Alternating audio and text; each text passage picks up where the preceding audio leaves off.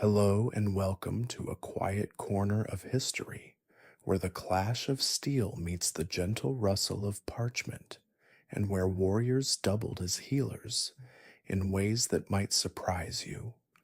I'm so glad you're here, whether you're settling in for a journey through time or simply curious about one of history's most misunderstood orders. Tonight, we're stepping into the shadowed halls of the Knights Hospitaller, an order that has been painted with broad strokes in popular culture, but whose true story runs far deeper and stranger than most realize. These weren't just crusading knights charging across desert sands, though they certainly did that.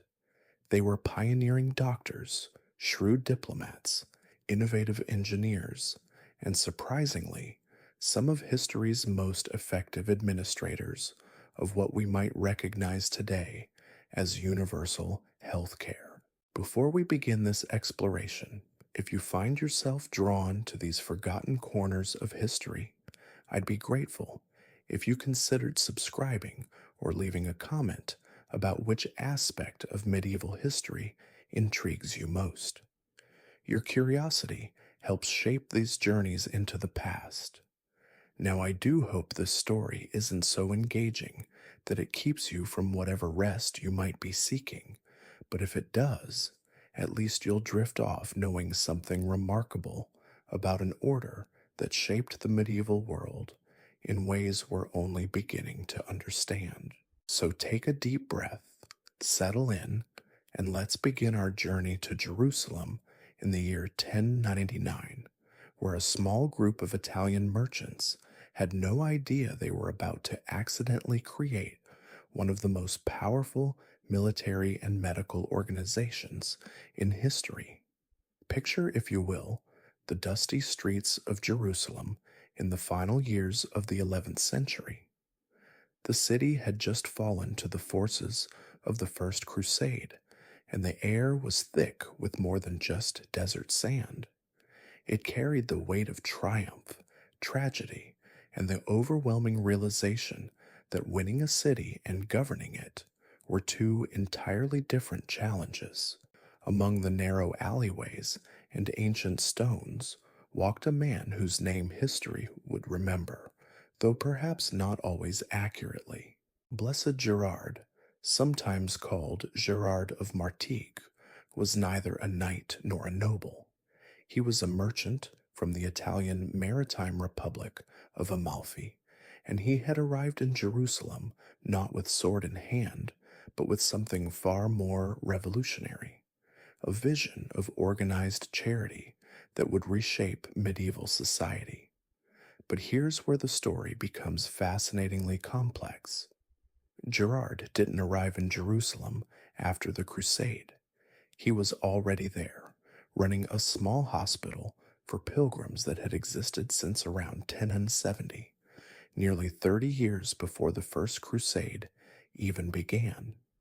This detail alone should make us pause and reconsider everything we think we know about the Crusades and their aftermath.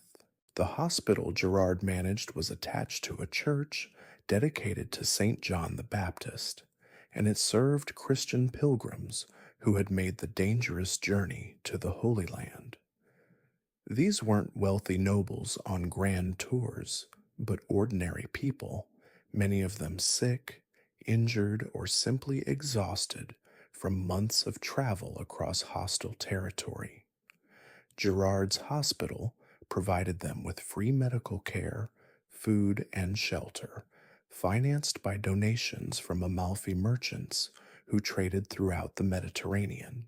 When the Crusaders took Jerusalem in 1099, they found Gerard's hospital not only operational, but thriving.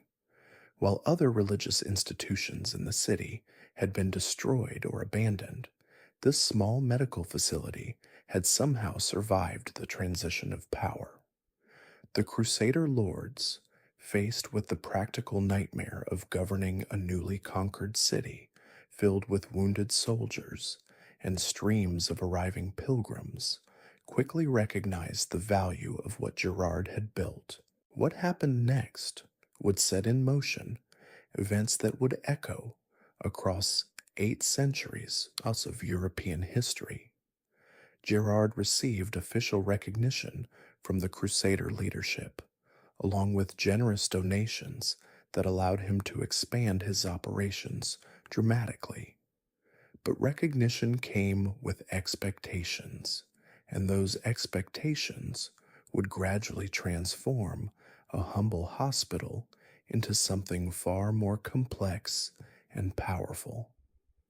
The transformation didn't happen overnight. For the first 2 decades of the 12th century, the organization that would become the Knights Hospitaller remained focused primarily on medical care and hospitality. The word hospitaller itself comes from the Latin hospitalis, meaning of a guest or host. These were not yet military knights, but rather a religious community dedicated to serving the sick and the traveling. Gerard's approach to healthcare was revolutionary for its time, though we might recognize some elements today. The hospital admitted patients, regardless of their ability to pay, a radical concept in an age when medical care was typically a privilege of the wealthy. Patients were provided not just with basic care, but with individual beds, regular meals, and attention from trained medical staff. Archaeological evidence suggests that the hospital in Jerusalem could accommodate over 1,000 patients simultaneously, making it one of the largest medical facilities in the medieval world. But perhaps most remarkably, Gerard insisted that patients be treated with dignity and respect. Hospital rules required staff to address patients as my lord, regardless of their social status. This wasn't mere politeness, but a theological statement. In Gerard's vision, caring for the sick was quite literally serving Christ, and therefore every patient deserved to be treated as they would treat Christ himself. The medical practices employed in Gerard's hospital were surprisingly sophisticated. The hospitalers maintained detailed medical records, prescribed specific diets for different conditions, and employed both Christian and Muslim physicians. They were early adopters of what we might recognize as evidence-based medicine, carefully documenting which treatments proved effective and which did not. This openness to learning from Muslim medical knowledge was both practical and controversial. The Islamic world had preserved and expanded upon classical Greek and Roman medical texts that had been largely lost in Western Europe. Muslim physicians had developed advanced surgical techniques, pharmaceutical knowledge, and diagnostic methods that far exceeded anything available in Christian Europe.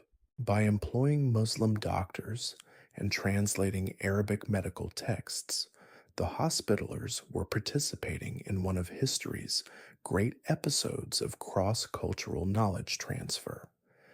But this intellectual exchange came at a cost. Critics within the Crusader states accused the Hospitallers of being too friendly with their Muslim neighbors, of compromising their Christian identity in pursuit of medical knowledge. These tensions would only grow as the order evolved, creating internal debates that would shape its character for centuries to come. Gerard himself died around 1120, but not before establishing the institutional framework that would allow his vision to outlive him.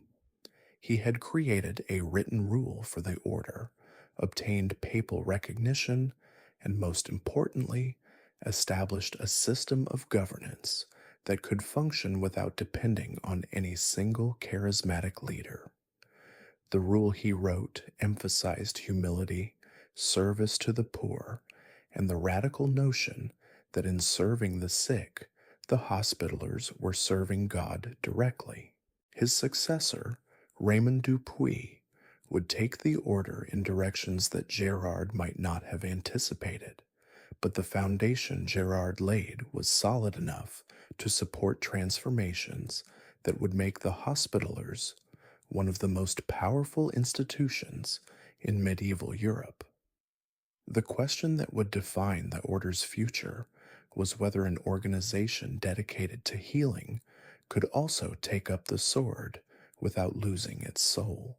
This question became urgent as the military situation in the Crusader states deteriorated. The initial success of the First Crusade had created a string of Christian kingdoms along the eastern Mediterranean coast, but these territories were surrounded by Muslim powers who had no intention of accepting the Crusader presence permanently. Raids and attacks on Christian pilgrims became increasingly common, and the roads between the coastal cities and inland sites like Jerusalem grew dangerous. The Hospitallers found themselves in an impossible position. Their mission required them to protect and care for Christian pilgrims, but how could they do so effectively without the ability to defend them? The hospital in Jerusalem was safe enough, but what about the journey to reach it?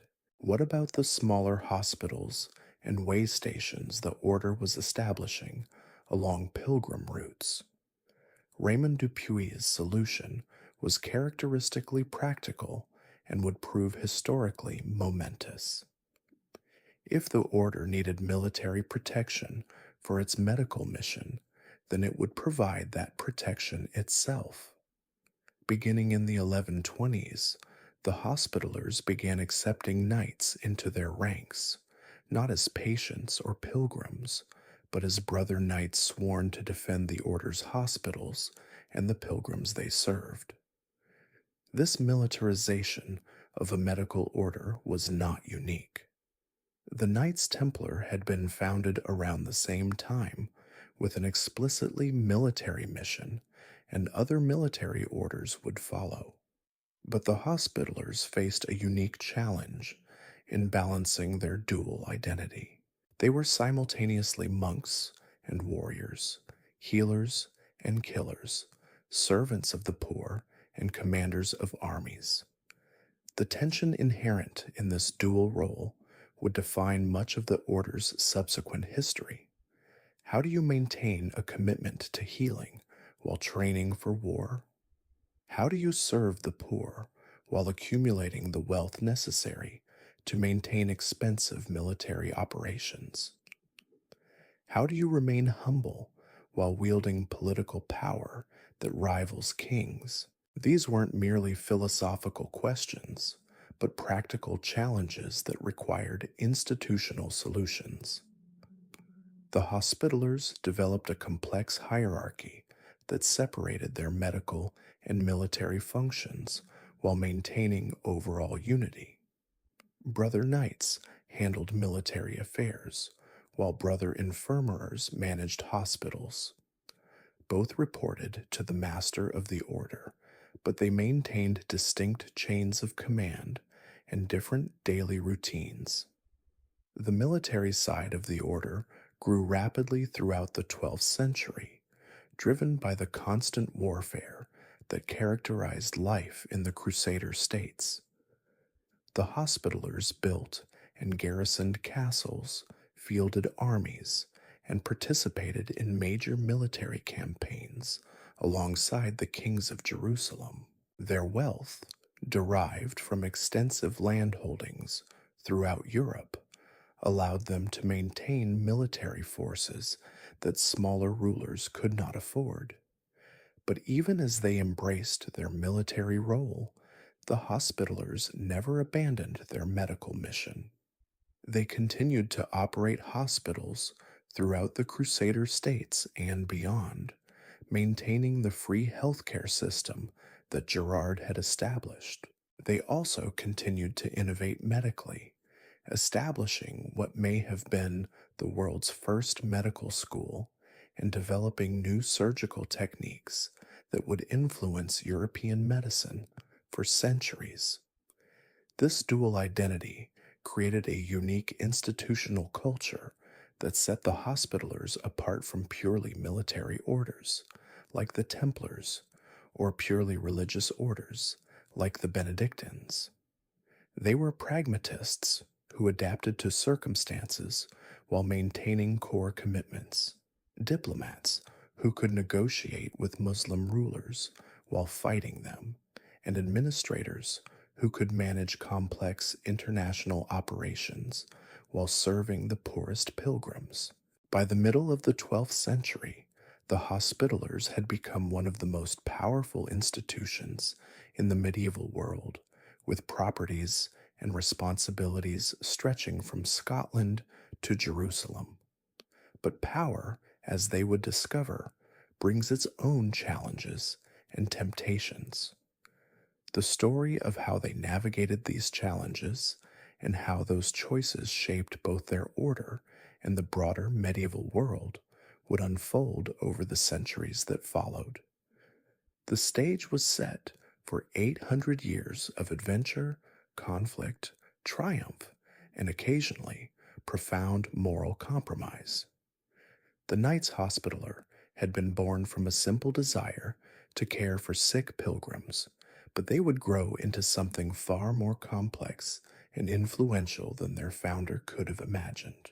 As the 12th century progressed, the Hospitallers found themselves caught in a web of politics that would have made even the most seasoned diplomat dizzy. They were simultaneously subjects of the Pope, vassals to Crusader kings, landlords to European peasants, and neighbors to Muslim emirates. Each relationship demanded different loyalties, and navigating these competing demands required a diplomatic finesse that would have impressed Machiavelli himself. The order's first major test came during the reign of King Baldwin IV of Jerusalem, the famous leper king. Baldwin's illness created a power vacuum that various factions rushed to fill, and the military orders found themselves drawn into court intrigue, whether they liked it or not. The Hospitallers, with their dual commitment to caring for the sick and defending the realm, faced a particularly delicate situation. Here was a king whose very condition aligned with their medical mission, yet whose political weakness threatened the stability they needed to carry out their work. What's fascinating about this period is how the Hospitallers developed what we might recognize today as a sophisticated intelligence network. Their hospitals weren't just medical facilities, they were information hubs. Pilgrims, merchants, and even refugees brought news from across the known world. A patient recovering from wounds might share details about troop movements they'd witnessed, while a merchant seeking treatment could provide intelligence about economic conditions in distant cities. The Hospitallers learned to synthesize this information into actionable intelligence, making them valuable allies and dangerous enemies. They knew which roads were safe, which rulers were planning military campaigns, and which cities were suffering from plague or famine. This knowledge made them indispensable to Crusader rulers, but it also made them targets for those who feared what they might know. Their medical expertise also gave them unique diplomatic opportunities. When Saladin's nephew fell seriously ill in the 1180s, it was Hospitaller physicians who were called to treat him. The successful treatment not only saved a life, but opened diplomatic channels that would prove crucial in later negotiations. Medicine, it turned out, was a universal language that could transcend religious and political boundaries in ways that traditional diplomacy could not. But perhaps the most remarkable aspect of Hospitaller diplomacy was their relationship with the various Muslim powers surrounding the Crusader states. While publicly committed to the Christian reconquest of the Holy Land, privately they often found themselves negotiating truces, prisoner exchanges, and even military alliances with their supposed enemies. These pragmatic arrangements were driven by necessity rather than ideology. The Crusader states were small, isolated, and constantly under pressure.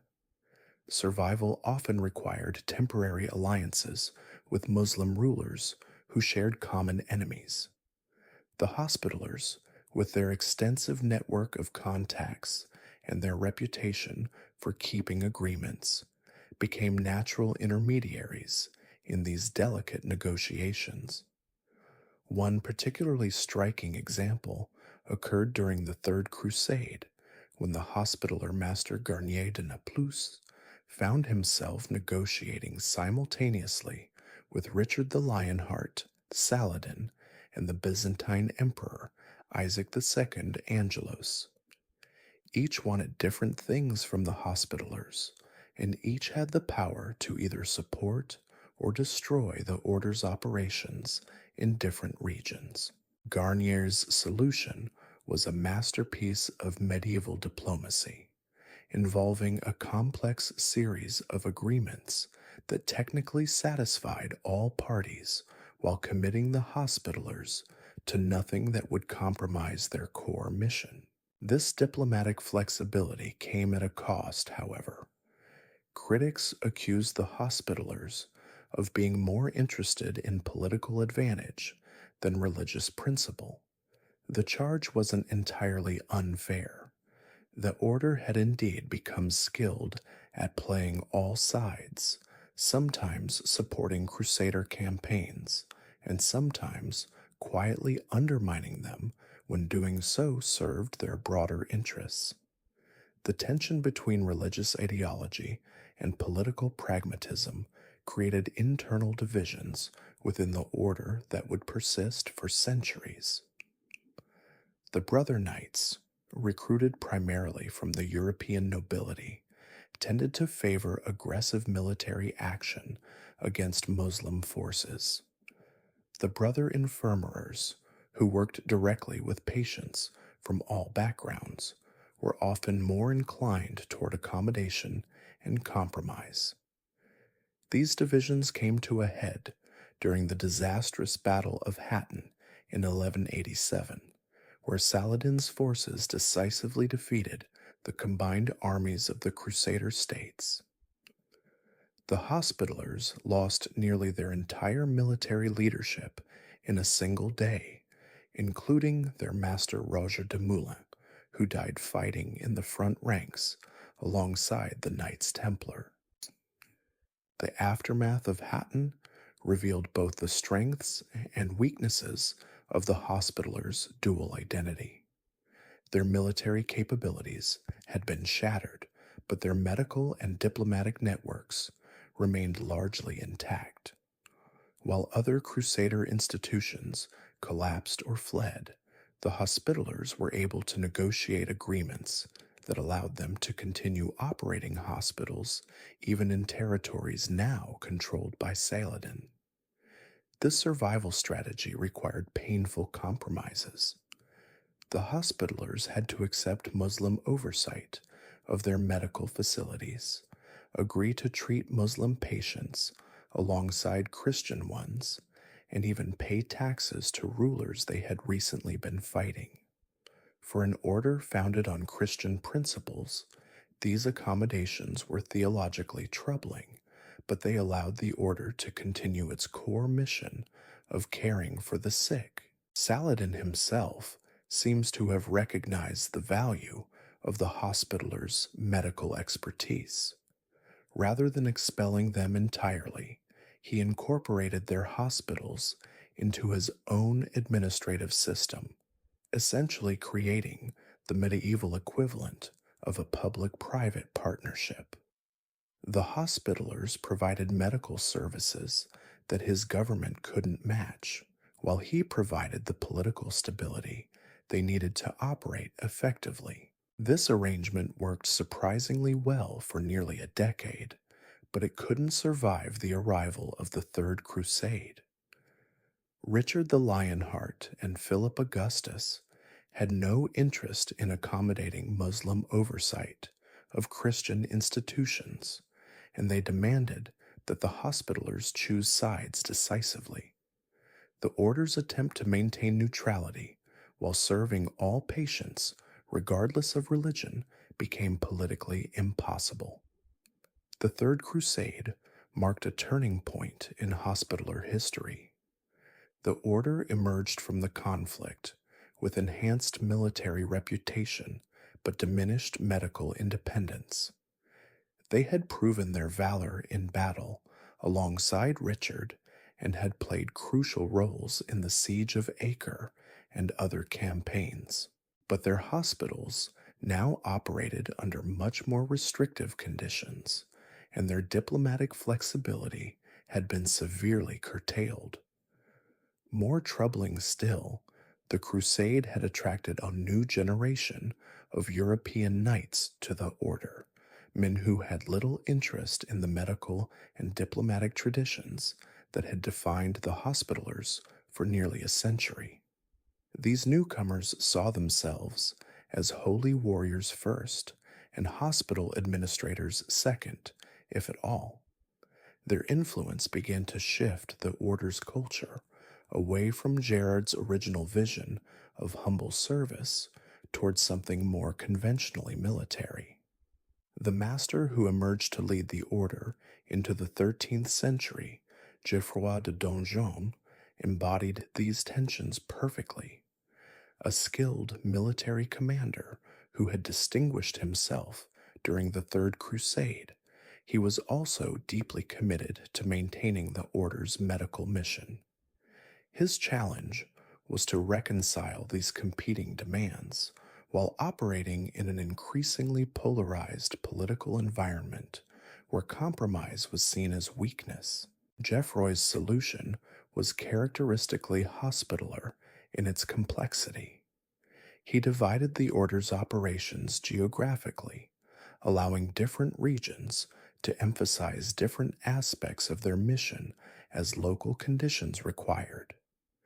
The priorities in Europe focused primarily on fundraising and recruiting, sending both money and manpower to support operations in the East. The commanderies in the Crusader states maintained the balance between military and medical activities that had characterized the order since the 1120s. But it was in the order's expanding operations beyond the traditional Crusader territories that the most interesting developments occurred. As Christian reconquest efforts spread to the Iberian Peninsula and the Baltic region, the Hospitallers found themselves adapting their mission to entirely different contexts and challenges. In Spain, they became involved in the Reconquista, the centuries-long Christian effort to reclaim the peninsula from Muslim rule. But here, their medical expertise proved just as valuable as their military skills. The constant warfare generated enormous numbers of wounded soldiers and displaced civilians who needed care, and the Hospitallers' hospitals became crucial infrastructure for sustaining the Christian war effort. More intriguingly, their experience treating both Christian and Muslim patients in the Holy Land prepared them for the complex religious and cultural dynamics of the Iberian Peninsula. When Christian forces captured Muslim cities, the Hospitallers often found themselves running hospitals that served diverse populations, requiring them to navigate the same kinds of diplomatic and theological challenges they had faced in Jerusalem. In the Baltic, the situation was different again. Here, the Hospitallers joined the Northern Crusades against pagan Lithuanian and Prussian tribes, but they also found themselves caring for populations suffering from diseases unknown in the Mediterranean world. The order's physicians had to develop new treatments for conditions they had never encountered, while their administrators had to adapt their organizational structures to societies with entirely different social and political systems. These diverse experiences began to reshape the Hospitallers' understanding of their mission. They were no longer simply serving Christian pilgrims in the Holy Land, but rather operating a international network of medical, military, and diplomatic institutions that served diverse populations across multiple continents. This expansion brought enormous opportunities, but also created new vulnerabilities and contradictions that would test the Order's ability to maintain its coherence and principles. By the end of the 13th century, the Knights Hospitaller had become something unprecedented in medieval history, a truly international organization with standardized procedures, shared resources, and coordinated strategies spanning from Ireland to Cyprus. They were simultaneously local healthcare providers and global political actors, military commanders and medical innovators, diplomatic intermediaries, and religious institutions. This complexity would prove to be both their greatest strength and their greatest weakness as they faced the challenges that lay ahead. The loss of the Holy Land, the rise of new military technologies, the changing nature of European politics, and the emergence of powerful nation states would all test the Order's ability to adapt while remaining true to Gerard's original vision of service to the sick and poor. The stage was set for the next chapter of their remarkable story, one that would take them from the medieval world into the early modern period, and eventually into our own time. But that journey would require them to answer fundamental questions about identity, purpose, and survival that would challenge everything they thought they knew about themselves. The year 1291 would forever mark a turning point in the story of the Knights Hospitaller, though perhaps not in the way you might expect. When the massive stones of Acre's walls finally crumbled under the relentless assault of the Mamluk Sultan al-Ashraf Khalil, it seemed as though the dreams of Crusader Jerusalem had died with them.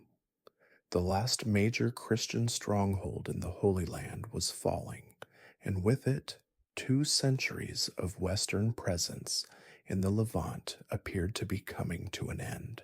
But here's where the story takes an unexpected turn, one that reveals just how adaptable and resourceful the Hospitallers had become.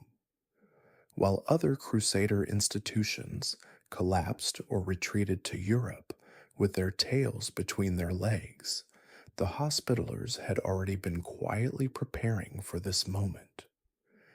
They had seen the writing on the wall years earlier and had been methodically relocating their most valuable assets, their most skilled personnel, and their most important records to a small island that most Europeans had barely heard of. Cyprus became their temporary refuge, but it was never intended as their final destination. The island was overcrowded with Crusader refugees, politically unstable, and far too close to the Muslim mainland for comfort. The Hospitallers needed somewhere they could rebuild not just their military strength, but their entire institutional identity. They needed a place where they could once again become masters of their own destiny rather than dependent guests in someone else's kingdom. The solution they chose was audacious, even by their own standards. Rather than retreat to the safety of their European properties, they decided to become a maritime power.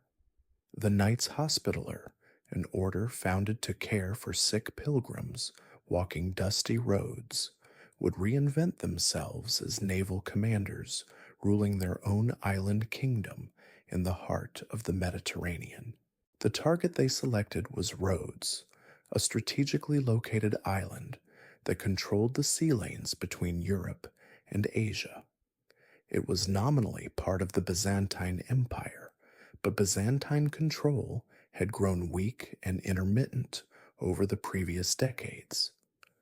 More importantly, Rhodes had excellent harbors, fertile agricultural land, and a population that might be persuaded to accept new rulers who could provide security and prosperity. The conquest of Rhodes, which began in 1306 and took 4 years to complete, was a masterpiece of medieval combined operations.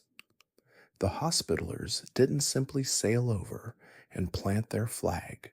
Instead, they conducted what we might recognize today as a sophisticated campaign that combined military force with economic warfare, diplomatic maneuvering, and psychological operations. First, they systematically disrupted trade routes around the island, capturing merchant vessels and making it economically costly for anyone to do business with the existing authorities. This wasn't mere piracy, though their enemies certainly called it that. The Hospitallers were careful to follow what they considered the laws of war, only targeting vessels from hostile powers and always offering safe passage to neutral merchants who acknowledged their authority. Simultaneously, they began landing small groups of knights and soldiers on remote parts of the island, establishing fortified bases that could support larger operations. These weren't raids, but carefully planned occupations, complete with engineers to improve harbors and physicians to win over local populations by providing medical care that the existing government couldn't match. The diplomatic dimension of their campaign was equally sophisticated. The Hospitallers had learned from their centuries in the Holy Land that military conquest without political legitimacy was ultimately unsustainable. They needed not just to defeat the existing authorities, but to convince the local population that Hospitaller rule would be an improvement over what they had known before. Their medical expertise proved crucial in this effort. The existing Byzantine administration had largely neglected public health on the island, and disease was a constant threat to both urban and rural populations. The Hospitallers arrived with trained physicians, modern medical equipment, and most importantly, a commitment to treating all patients regardless of their ability to pay or their religious beliefs. This approach had immediate practical benefits. Local communities that might have resisted foreign conquerors found themselves welcoming foreign doctors. When Hospitaller physicians successfully treated a plague outbreak in the port city of Rhodes in 1308, they effectively won the hearts and minds of the urban population that would be crucial to their long-term success. But the conquest of Rhodes also revealed how much the order had changed since Gerard's time. The knights who landed on those beaches in 1306 were professional soldiers first and hospital administrators second. They were skilled in siege warfare, naval tactics, and military engineering in ways that would have been unimaginable to the humble merchants who had founded the order 2 centuries earlier. This transformation wasn't entirely voluntary. The loss of the Holy Land had forced the Hospitallers to confront some uncomfortable truths about their place in the medieval world. Their original mission of caring for pilgrims to Jerusalem was no longer viable when Jerusalem was closed to Christian pilgrimage. Their hospitals in the Crusader states had been confiscated or destroyed. Their role as intermediaries between Christian and Muslim powers had become politically impossible as religious warfare intensified. The conquest of roads represented their solution to these challenges. Rather than simply adapting to changed circumstances, they would create new circumstances that suited their capabilities. They would build their own state where they could pursue their mission on their own terms, free from the political constraints that had increasingly limited their effectiveness in the Holy Land. The state they created was unlike anything else in the medieval world. It was simultaneously a sovereign kingdom, a religious order, a military organization, and a healthcare system. The Grand Master of the Hospitallers was both a monk who had taken vows of poverty, chastity, and obedience, and an absolute monarch ruling over tens of thousands of subjects. The knights were both religious brothers, bound by monastic discipline, and feudal lords extracting taxes and military service from their vassals. This unique political structure created both opportunities and tensions that would define life on roads for the next 2 centuries. On the positive side, it allowed the Hospitallers to pursue long term policies without the political instability that plagued other medieval states. The Grand Master served for life and was chosen by his fellow knights rather than inheriting power through dynastic succession. This meant that leadership was typically based on proven competence rather than accidents of birth. The religious dimension of their authority also provided legitimacy that secular rulers often lacked. The Hospitallers could present their rule not as foreign conquest, but as Christian stewardship, bringing order and righteousness to lands that had suffered under ineffective or corrupt governance. This message resonated not just with their own subjects, but with potential allies throughout Christian Europe who saw Rhodes as a crucial bulwark against Ottoman expansion. The military capabilities that had enabled their conquest of Rhodes also allowed them to project power far beyond their island borders. The Hospitaller fleet became one of the most formidable naval forces in the Mediterranean, conducting operations that ranged from anti-piracy patrols to major amphibious assaults on Ottoman territories. These activities served both strategic and economic purposes, protecting Christian shipping while generating the income needed to maintain their expensive military establishment. But it was their continued commitment to healthcare that most clearly linked the Rhodian period to their origins in Jerusalem. The Hospital of Rhodes became one of the most advanced medical facilities in Europe, attracting patients from across the Mediterranean world. The Hospitallers continued to treat all patients free of charge, maintained detailed medical records, and conducted what we might recognize as clinical research into new treatments and procedures. The hospital also served as a training center for physicians from throughout Christian Europe. The Hospitallers had preserved many of the medical texts and techniques they had acquired during their centuries in the Holy Land, including Arabic works that had been lost elsewhere in Europe. Students who trained in Rhodes returned home with knowledge and skills that influenced medical practice across the continent.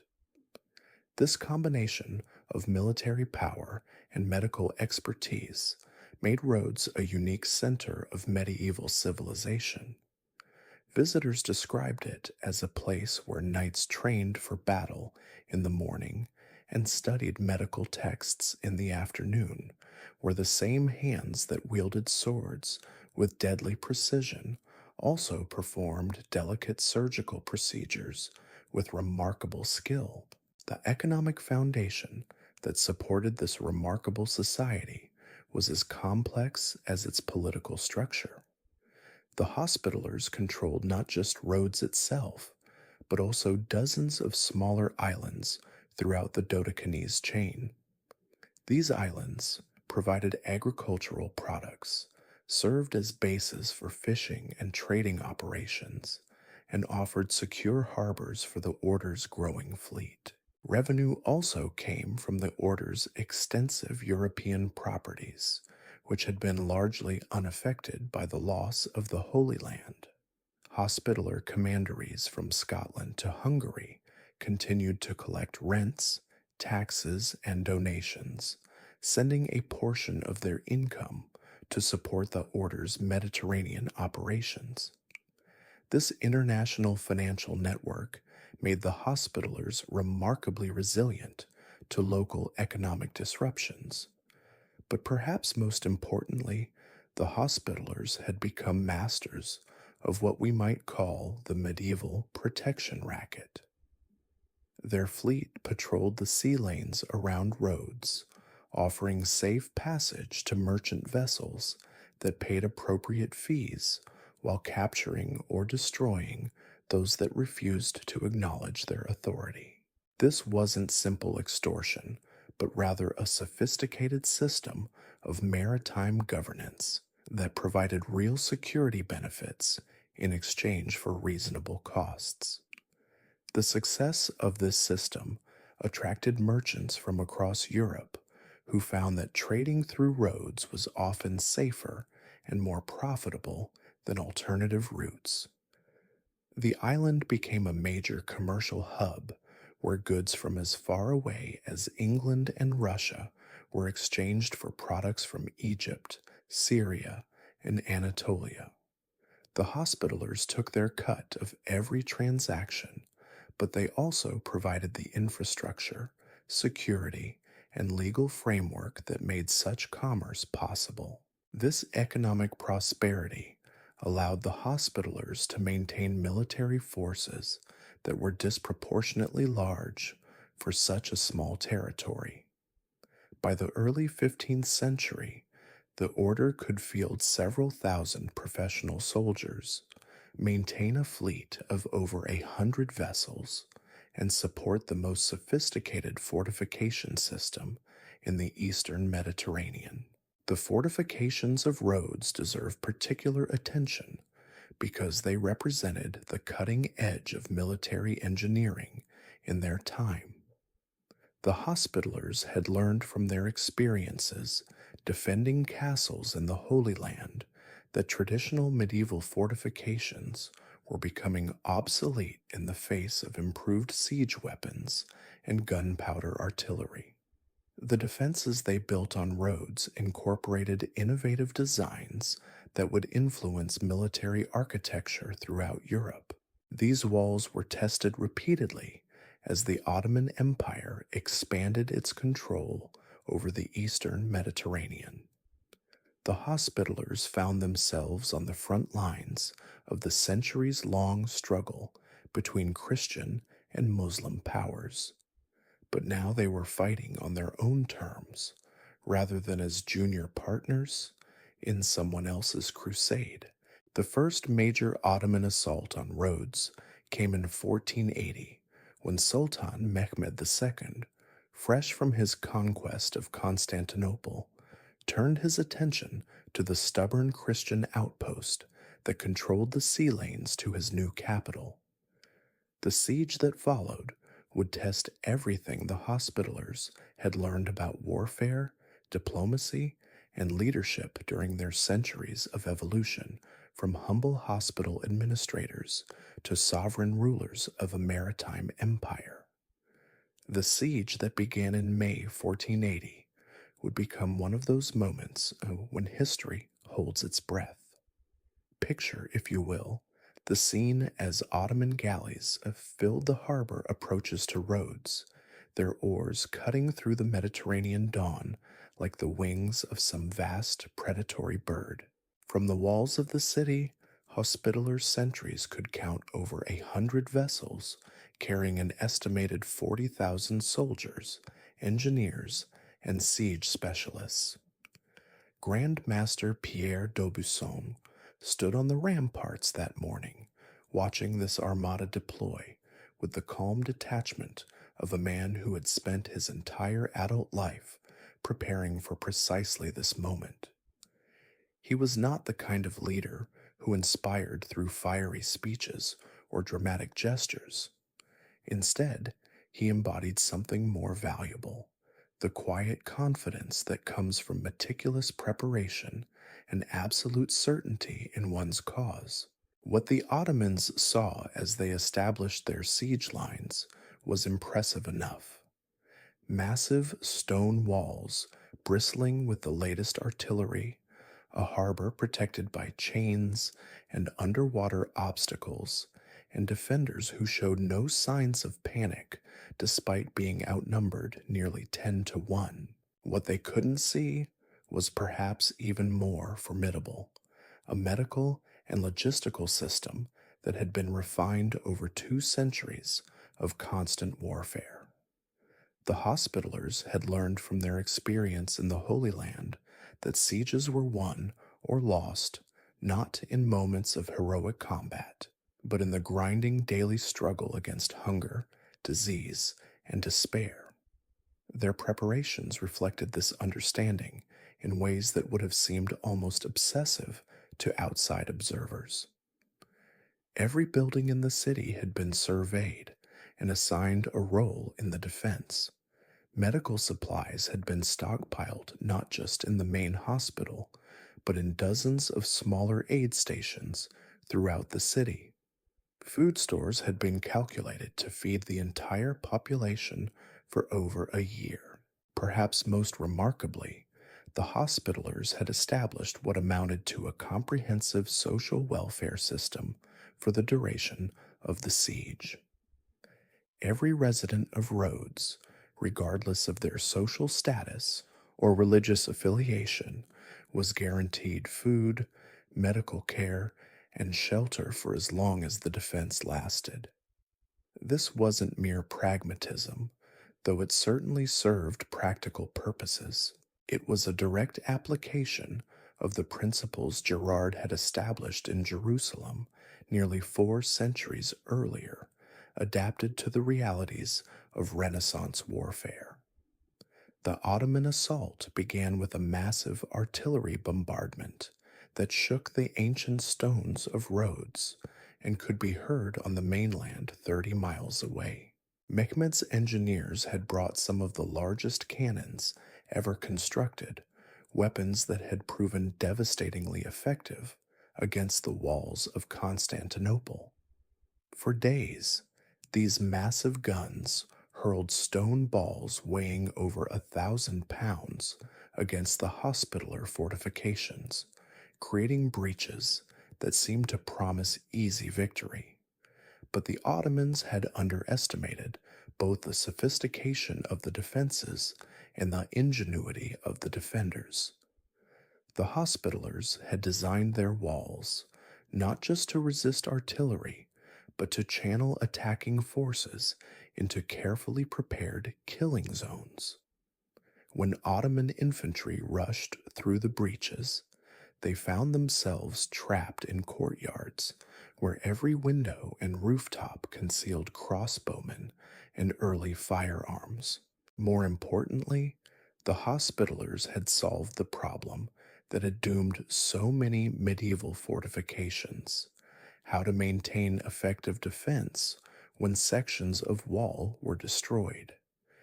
Their engineers had created a system of interconnected strongpoints that could continue to function even when individual positions were overrun. When the Ottomans captured one section of wall, they discovered that it was dominated by fire from positions they hadn't even known existed.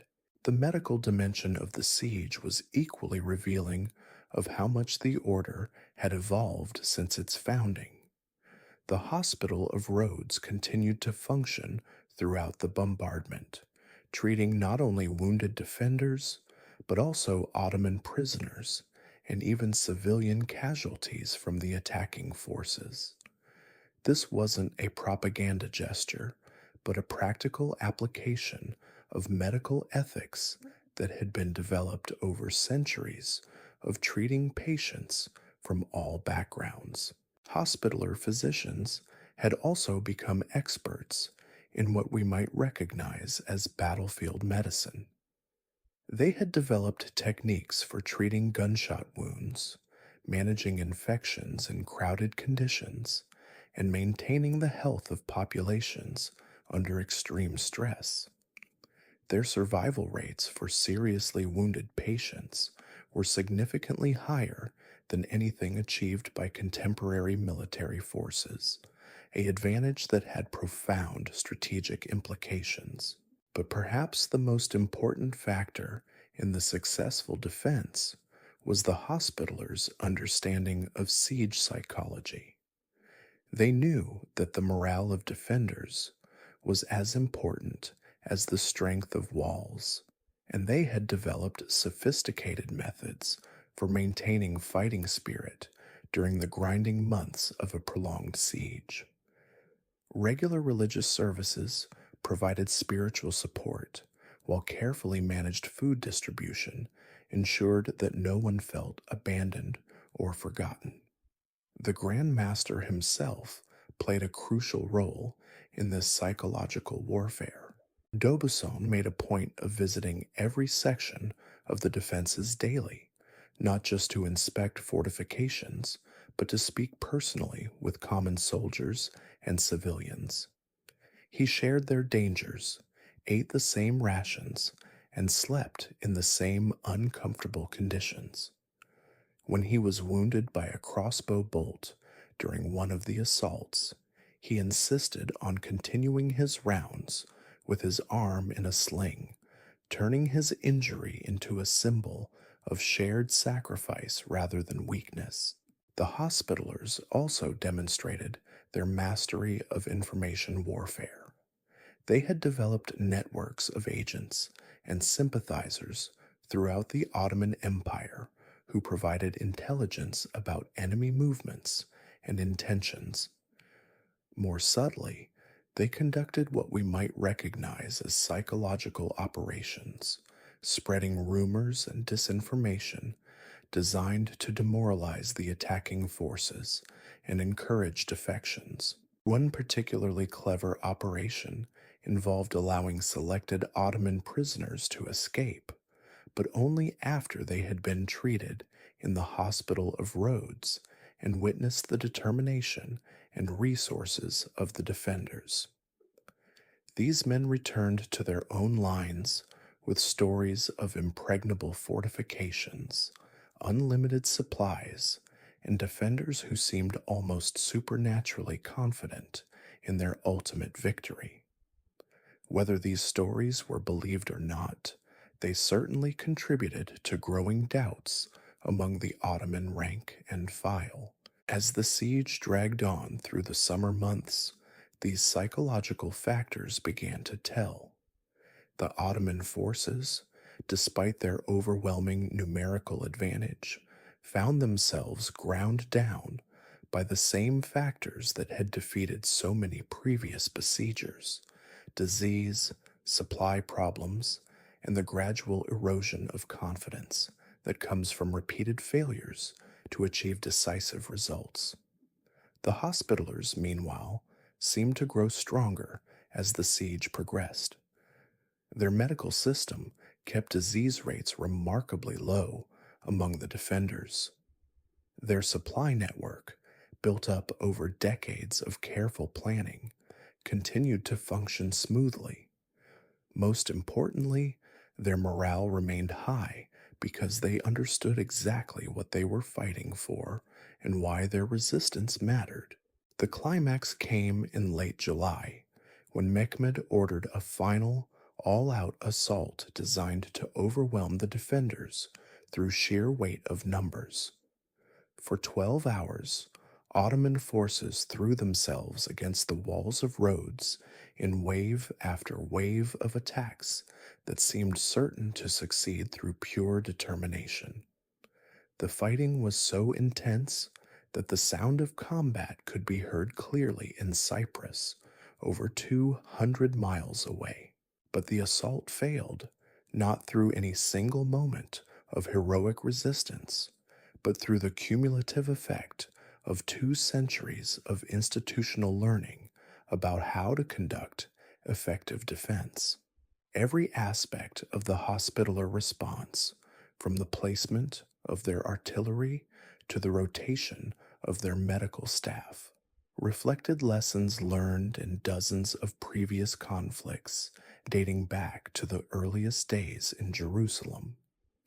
When the Ottoman forces finally withdrew in August, they left behind not just their dead and wounded, but also their confidence in the inevitability of their expansion. The successful defense of Rhodes demonstrated that Christian resistance was still possible, that the military orders retained their effectiveness, and that the Ottoman Empire was not invincible. The victory also marked a crucial turning point in the evolution of the Knights Hospitaller. They had proven that they could survive and thrive as an independent power, that their unique combination of military skill and medical expertise remained relevant in a changing world. But the siege had also revealed new challenges that would shape their future development in ways they were only beginning to understand. The cost of victory had been enormous, not just in casualties and resources, but in the psychological toll of maintaining constant readiness for existential conflict. The knights who had defended Rhodes were different men from those who had arrived at the beginning of the siege, hardened by experiences that tested not just their military skills, but their fundamental beliefs about their mission and identity. The question facing the order as they rebuilt their damaged fortifications and tended their wounded was whether they could maintain their dual commitment to warfare and healing in a world that increasingly demanded specialization and professionalism. The medieval synthesis that had allowed warrior monks to flourish was beginning to break down under the pressures of Renaissance politics and military innovation. Yet the Hospitallers had survived their greatest test precisely because they had never abandoned the principles that Gerard had established in Jerusalem. Their commitment to treating all patients, regardless of their background, had earned them respect even among their enemies. Their willingness to share their medical knowledge had created networks of allies and sympathizers throughout the Mediterranean world. Their dedication to serving the poor and sick had provided them with moral authority that purely military organizations could never achieve. As the 16th century dawned, the Knights Hospitaller faced a world that was changing faster than ever before. New technologies were revolutionizing warfare, new trade routes were shifting economic power, and new political ideas were challenging traditional sources of authority. The Ottoman Empire, despite its setback at Rhodes, continued to expand and modernize its military forces. European powers were increasingly focused on Atlantic exploration and American colonization rather than Mediterranean conflicts. In this rapidly evolving environment, the Hospitallers would need to adapt once again while maintaining the essential elements of their identity that had enabled their survival for over 4 centuries. The choices they made in the coming decades would determine whether the order founded to care for pilgrims in Jerusalem could continue to serve its mission in a world where the very concept of Christendom was beginning to fracture. The stage was set for another transformation, one that would take the Hospitallers from their island kingdom to new roles and new challenges that would test their adaptability in ways that even the siege of Rhodes had not. But that is a story for another chapter in their remarkable journey through the currents of history, always changing, always adapting, yet somehow always remaining true to the vision of service that had brought them into existence in the dusty streets of medieval Jerusalem. The decades following the siege of 1480 brought an unexpected kind of challenge to the Knights Hospitaller, one that tested their diplomatic skills more severely than any Ottoman artillery barrage. Success, it turned out, could be almost as dangerous as defeat. The heroic defense of Rhodes had transformed the order from a respected but relatively minor power into what contemporary observers called the shield of Christianity, a designation that carried both immense prestige and crushing expectations. European monarchs who had previously ignored the Hospitallers now competed to shower them with gifts, privileges, and requests for assistance. Charles V of Spain offered them additional territories in the New World. The Pope granted them expanded judicial powers and tax exemptions. French nobles sent their sons to Rhodes to train in the military arts, while Italian merchants sought exclusive trading agreements with the order's expanding commercial network.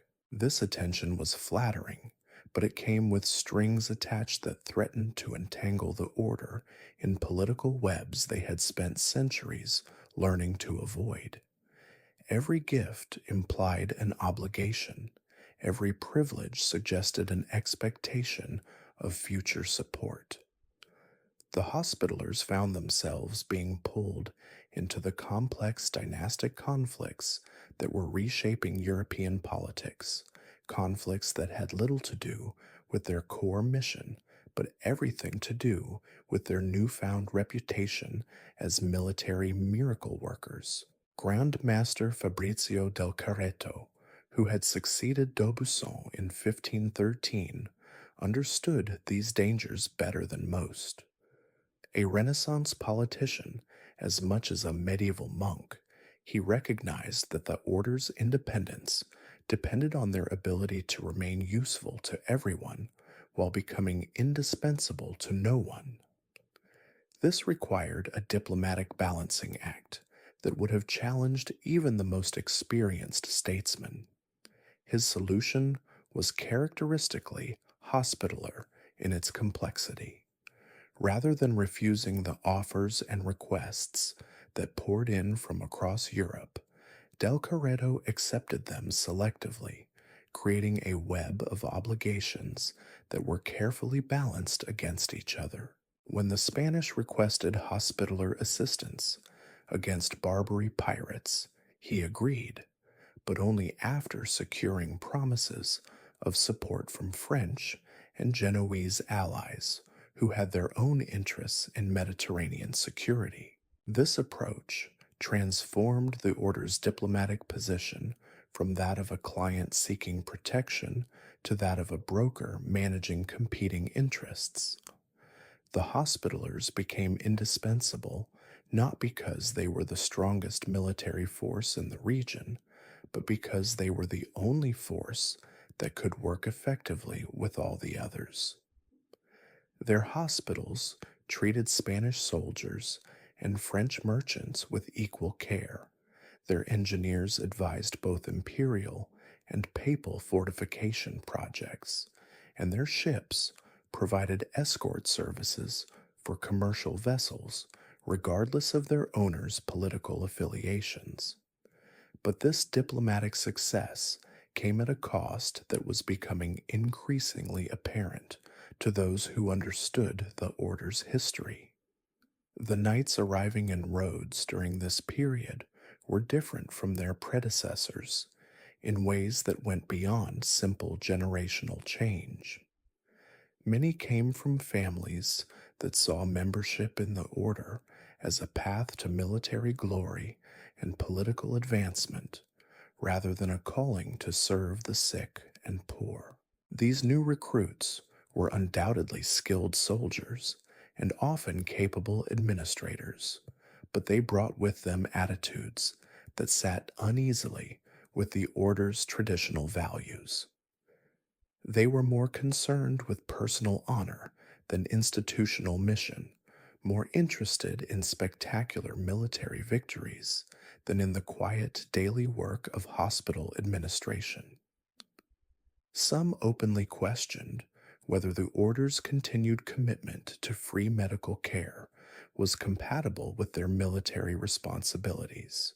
The tension between these competing visions of the order's identity created internal conflicts that were as dangerous as any external threat.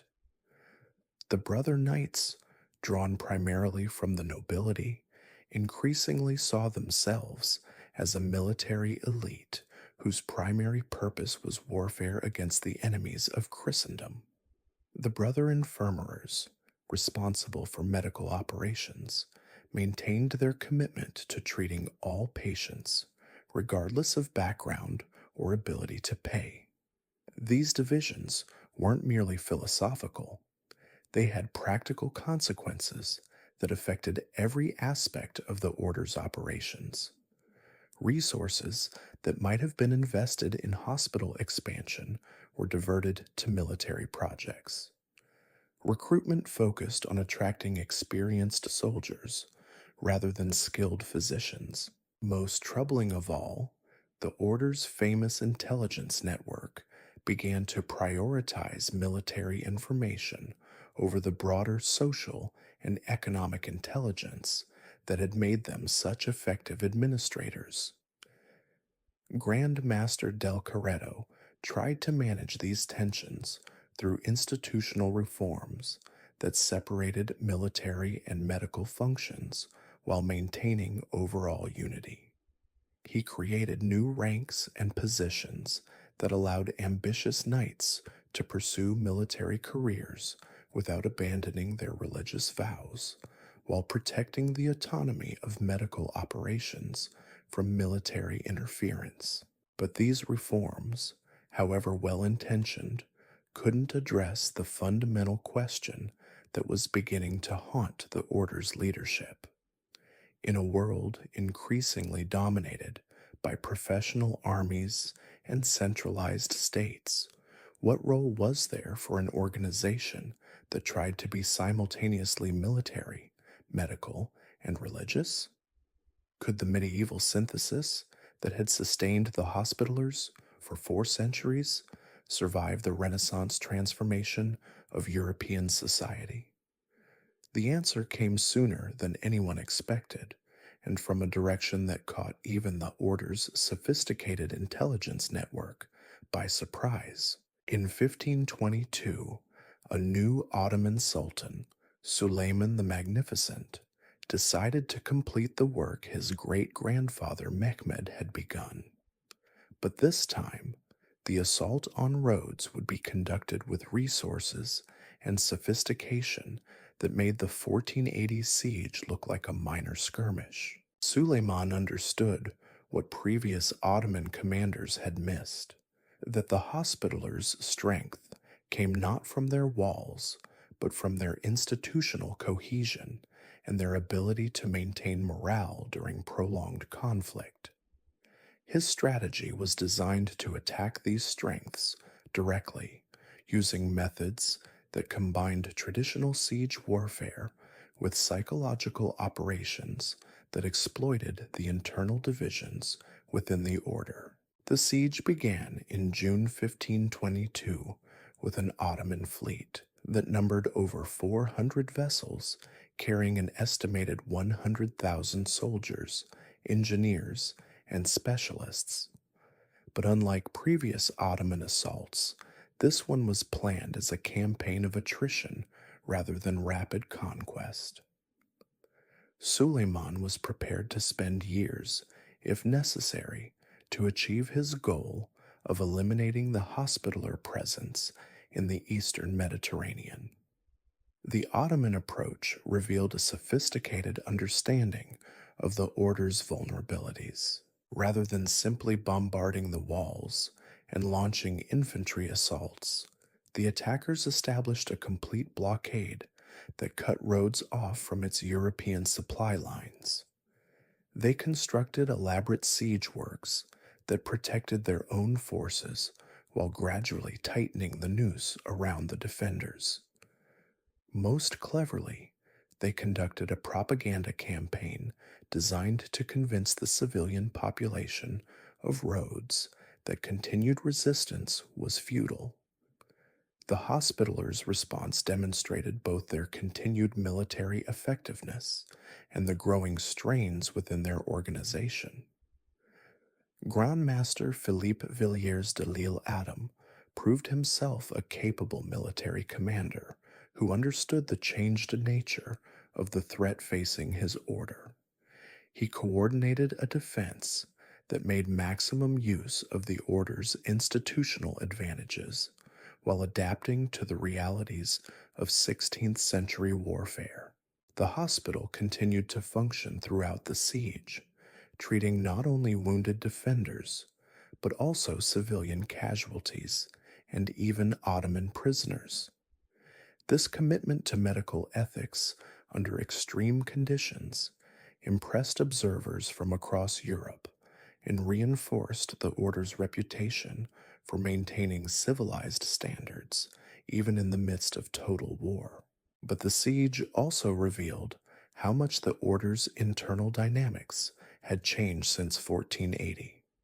The brother knights, faced with a military challenge that demanded their complete attention, became increasingly impatient with resources devoted to medical activities. Some openly argued that the hospital should be closed for the duration of the siege and its staff reassigned to military duties. The brother infirmarers resisted these proposals, arguing that abandoning their medical mission would destroy the moral authority that made their military resistance meaningful. This wasn't merely a practical disagreement, but a fundamental conflict over the nature of the order's identity. Were they soldiers who happened to run hospitals, or were they medical religious who happened to be skilled at warfare? The debate was resolved temporarily by the practical demands of the siege. The Hospitallers needed every advantage they could muster, and their medical reputation provided diplomatic and intelligence benefits that purely military organizations couldn't access. Ottoman deserters were more likely to surrender to forces known for treating prisoners humanely, while European allies were more willing to provide support to an organization that embodied Christian values as well as military effectiveness. As the siege dragged on through the autumn and into winter, these advantages became crucial to the order's survival.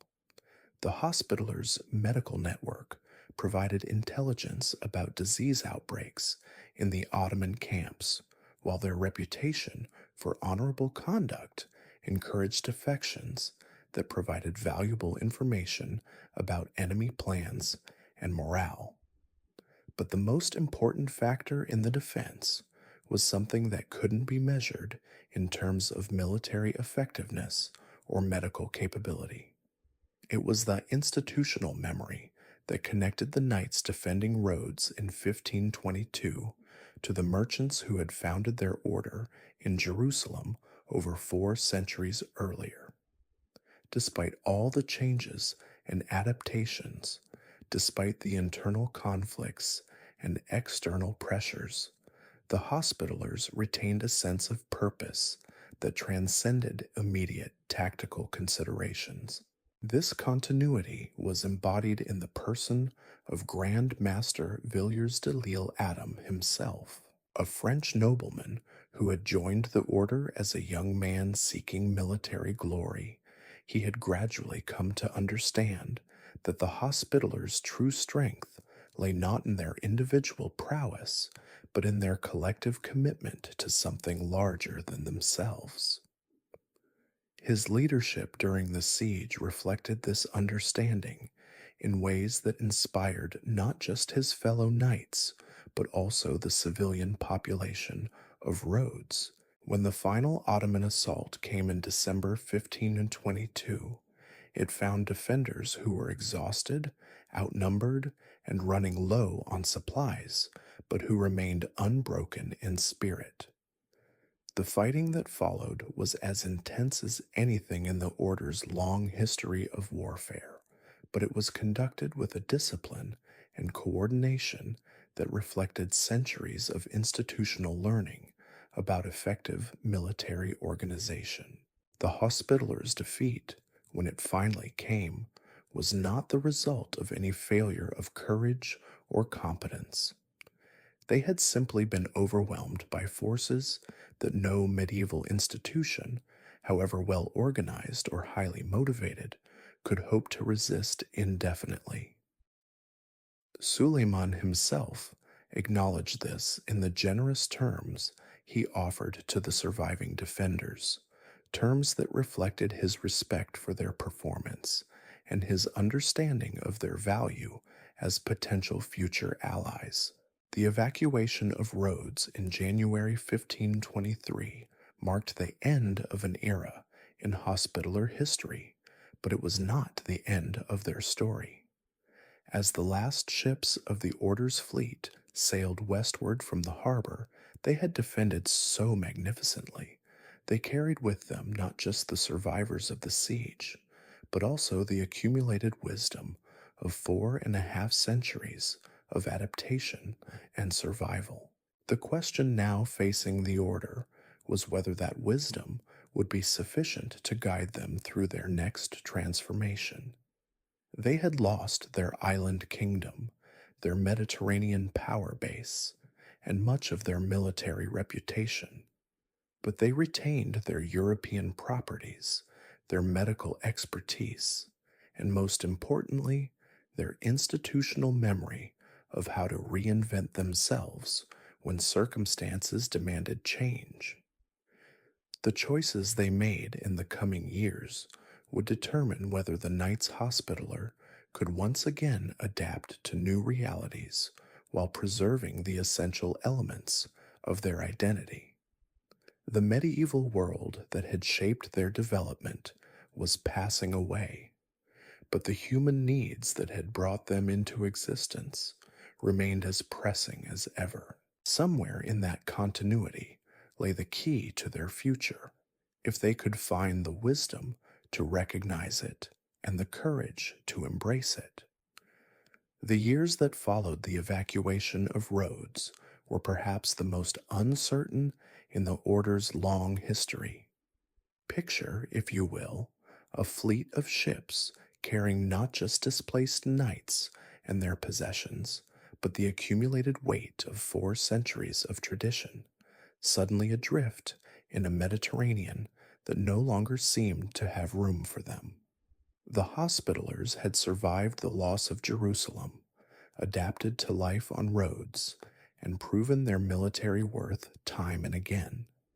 But now they faced something more challenging than any siege, the question of whether they had a future at all. Grand Master Villiers de l'Isle Adam found himself in the peculiar position of ruling an order without a home, commanding knights without a battlefield, and maintaining hospitals without patients. The Order's European properties still generated income, their reputation remained intact, and their skills were undeniably valuable.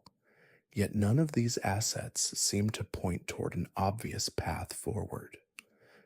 The medieval world that had created them was dissolving into something new and strange, something that had little use for warrior monks who insisted on treating enemy wounded.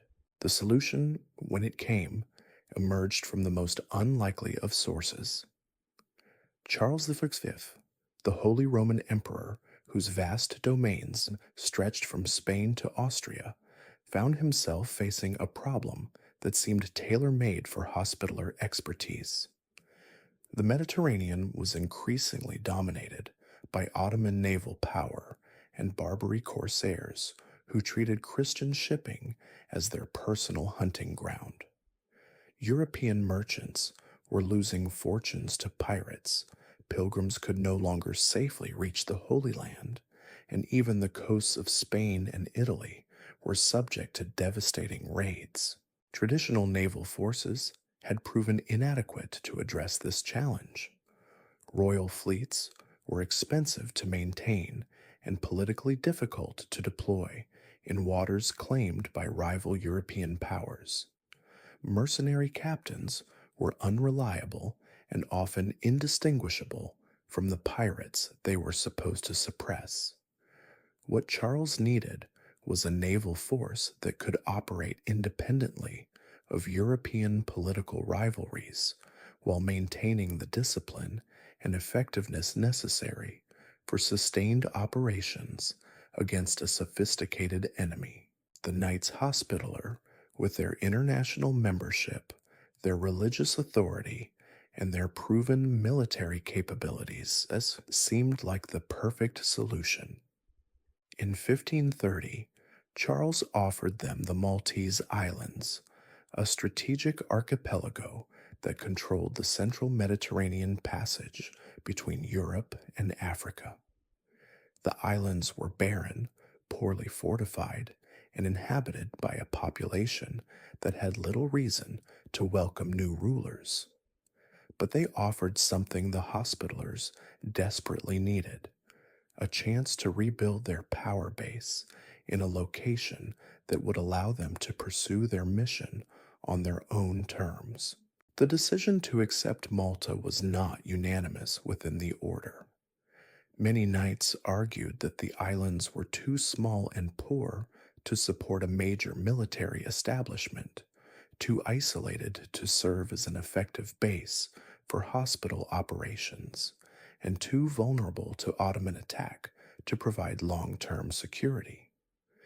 The memories of Rhodes were still fresh, and few wanted to repeat the experience of building up a new home only to lose it to superior enemy forces. But Grandmaster Lyle Adam understood something that his critics missed. The Hospitallers' strength had never come from the inherent advantages of their territories, but from their ability to transform unpromising locations into centers of power through superior organization, administration, and strategic vision. Jerusalem had been a dusty backwater when Gerard founded his hospital there. Rhodes had been a neglected Byzantine outpost when they conquered it. Malta could become whatever they chose to make it.